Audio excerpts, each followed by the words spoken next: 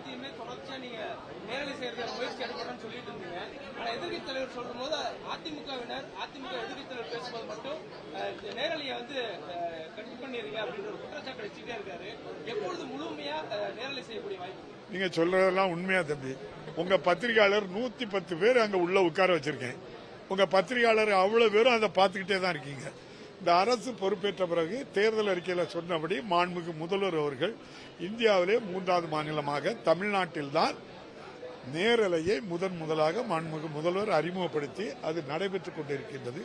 படிப்படியாக முழுமையாக நேரலை பண்ணுவோம்னு சொல்லியிருக்கோம். இதுக்கு முன்னால எந்த அரசாவது நேரலை பண்ணியிருக்கா?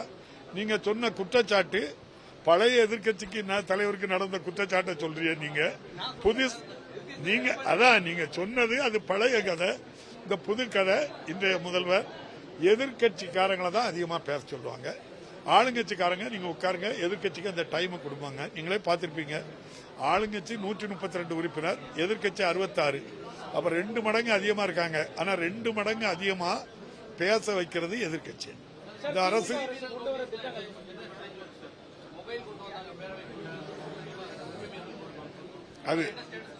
அது பரிசீலனை உரிமை குழுல இருக்கு.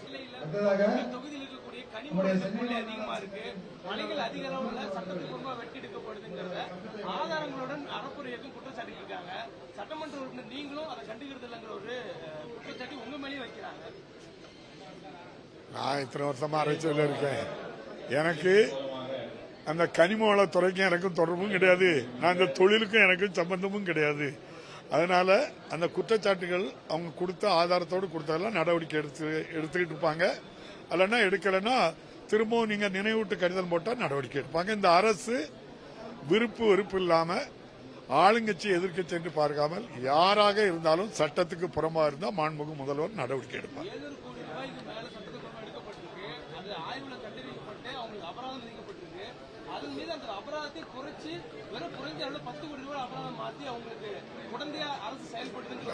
சட்டம் தன் கடமையை செய்யும். சட்டப்படி அவங்க மேல நடவடிக்கை என்ன உண்டோ அதெல்லாம் இந்த அரசு எடுத்துக்கிட்டு இருக்கு.